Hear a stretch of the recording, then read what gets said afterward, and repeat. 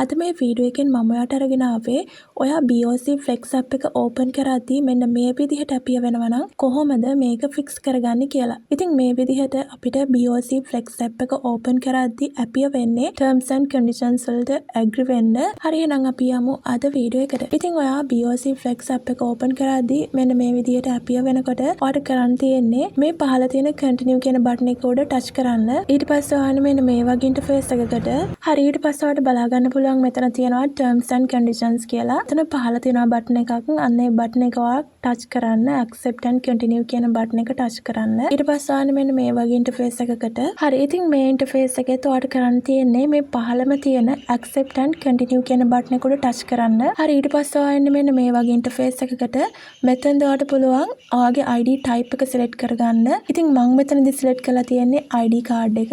ඊට පස්සේ ඔයාට ID card එක select කරනවා නම් ID card එකේ number එක පහලින් type කරගන්න. ඊට පස්සේ continue කියන බටන් එක උඩ touch කරන්න. හරි දැන් ඔයාලට කරන්න තියෙන්නේ ඔයාගේ username එකයි password එකයි මෙතන type කරලා login කියන බටන් එක උඩ touch කරන්න. එතකොට ඔයාට නැවතත් සුපුරුදු පරිදි ඔයාගේ BOC Flex app එකට log වෙන්න පුළුවන්. හරි ඉතින් මේ වගේ සමහරක් වෙලාවට BOC Flex වල අපිට මෙන්න මේ විදිහට terms and conditions වලට agree වෙලා ඒක continue කරන්න එන්න පුළුවන්. ඉතින් අපිට එතනදී කරන්න තියෙන්නේ ඒවට agree වෙලා continue කරන්න.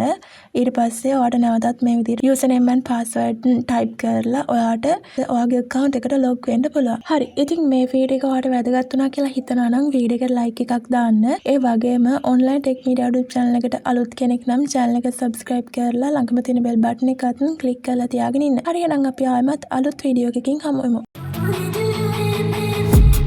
I've been dreaming on in my head like I've seen it a light.